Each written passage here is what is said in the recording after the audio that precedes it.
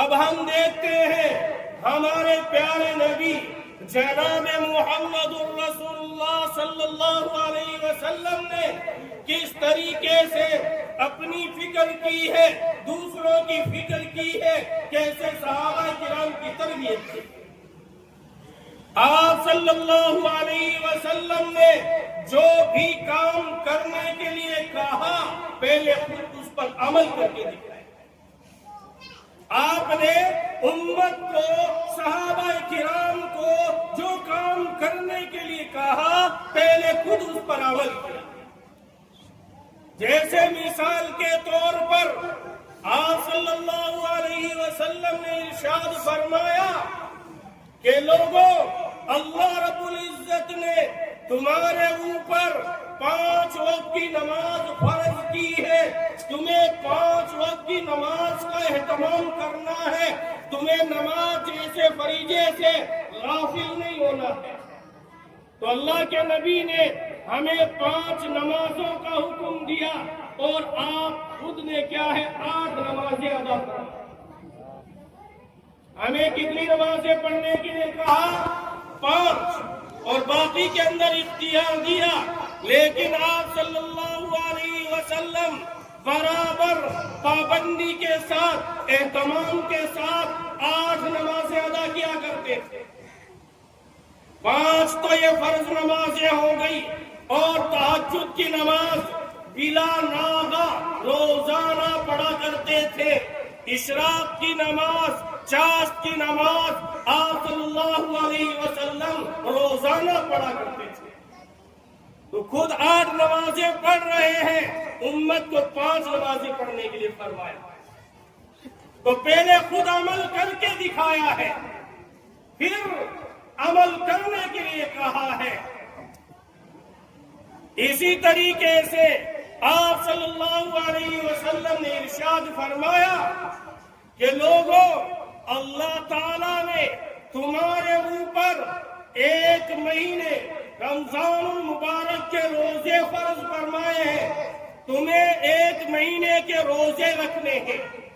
لیکن جب ہم خود آپ صلی اللہ علیہ وسلم کی زندگی کو دیکھتے ہیں، جب ہم آپ کی زندگی کو پڑھتے ہیں، تو نظر آتا ہے کہ سال کے 12 مہینے ہوتے ہیں، 12 مہینے کے اندر کوئی مہینہ ایسا نہیں ہے جس کے اندر اللہ کے نبی روزہ نہ رکھتے۔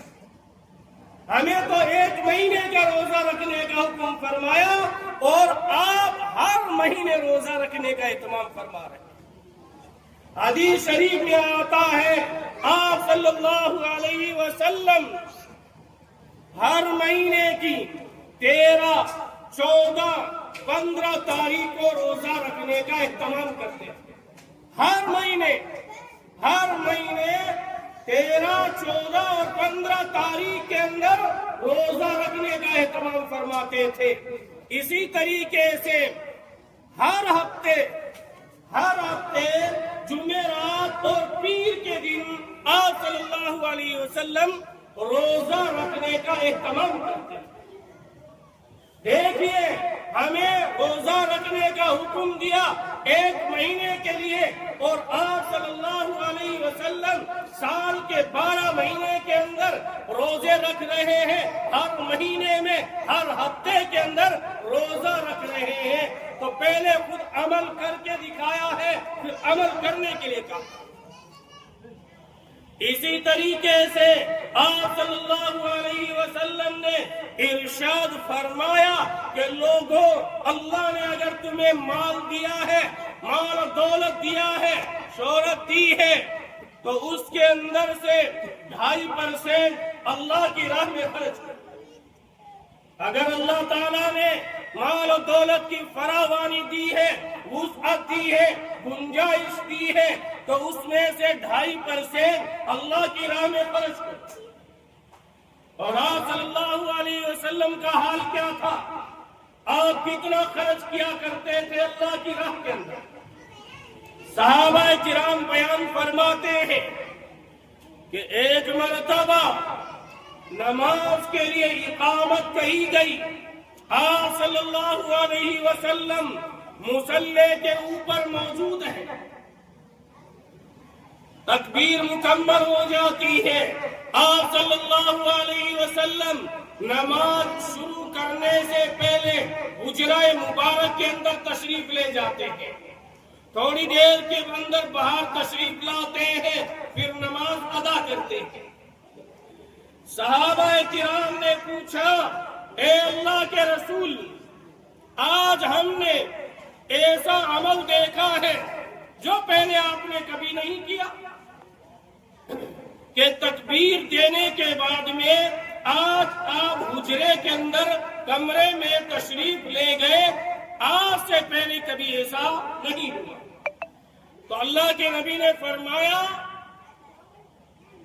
کہ حجرے کے اندر 7 اشرفیاں رکھی ہوئی تھی، اور میں یہ نہیں چاہتا تھا کہ اللہ سے اس حال کے اندر ملاقات کروں کہ میرے گھر کے اندر کچھ اشرفیاں، کچھ مال پڑا ہوا، اس لیے پہلے میں نے ان 7 اشرفیوں کو ٹھکانے لگایا، پھر نماز پڑھنے کے لیے آیا۔ یہ اللہ کے نبی کی زندگی ہے، یہ آپ کی تعلیم ہے کہ جو آج آیا کرتا تھا اسے اللہ کی راہ کے اندر خرچ کر دیا کرتے تھے۔ پھر امت کو کہا ہے کہ تمہیں صرف کیا ہے، مال کا 2.5% نکالنا، تو خود عمل کر کے دکھایا ہے اور پھر عمل کرنے کے لیے کہا ہے، تو ہمیں بھی یہی کرنا ہے، خود اپنا بھی عمل کرنا ہے، پھر کیا ہے، ہمیں دعوت بھی دینی ہے، یہ ہمارا فریضہ ہے۔